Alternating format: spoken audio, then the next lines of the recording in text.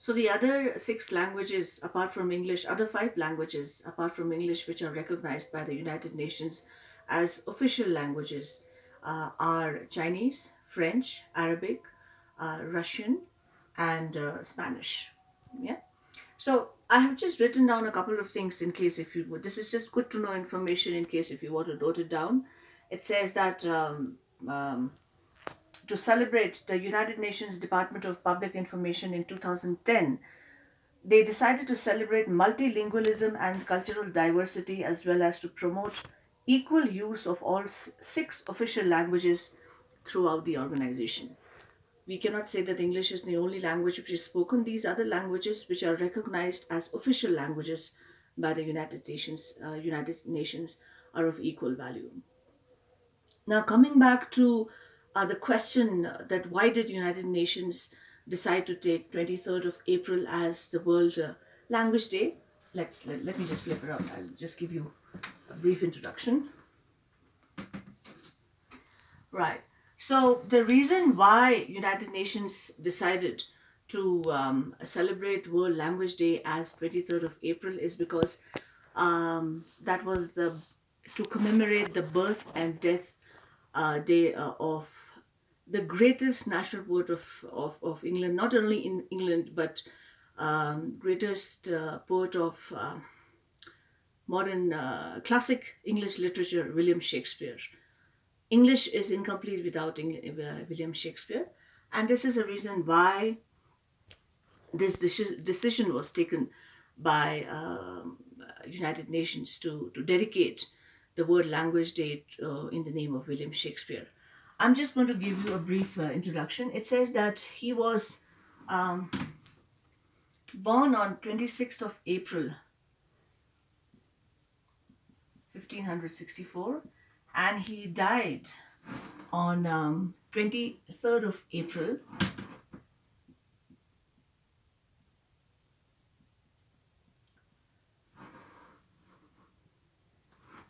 1660.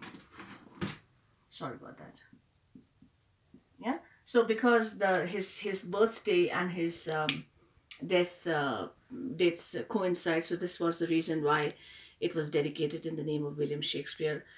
William Shakespeare has been considered as a national poet in England, and so some of the contributions that we have written about, I have just noted down some of the contributions of William Shakespeare.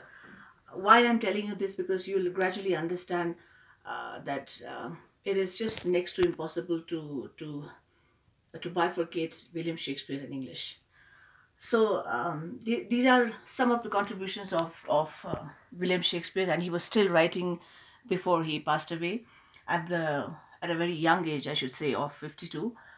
He has written 39 plays, 154 sonnets, long poems, two long narrative poems. Almost narrative means that has been narrated as stories, and many more verses. He's been famous for phrases, for different phrases that he introduced in his plays. In Hindi, you can call muhavre, and so this is, and he was still writing before he passed away. There are many poems and plays that do not have his name, but we know that those poems were written by William Shakespeare before he passed away. Those poems could not be published, unfortunately. He was born in Stratford upon Avon, Warwickshire, in England. And so the question is, now we know that uh, we have dedicated this day in the name of William Shakespeare. Another question arises, that how did English as a language emerge? Where did it come from? There must be some beginning before the sign language or before any other language that people spoke. So what happened in that, I've just written down a couple of things. In 5th century, when Germanic tribes, one of the tribes from Germany, in Western Germany, they invaded native-speaking Britain, Great Britain as the British mainland, and they brought their languages with them. So when they invaded, and there were some of them settled there, and when some of them came back, but they were influenced by the language. Of course, the English language that we are speaking now is not the original English. There's a lot of colloquialism, a lot of, how can I put it, a lot of regional influence that emerged when English started as a language. People speaking coming from Ireland have a different accent. The Scottish people have a different English accent. So these are all regional influences. Now let me just give you an example. Even though we speak Ladakhi, that's our main mother tongue, but you'll see there's a lot of difference in the dialect.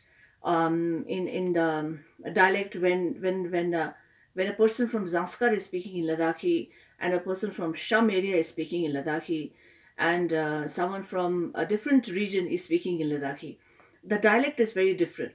And why so? Because it's the influence of the region he or she is coming from. The same thing is here about English.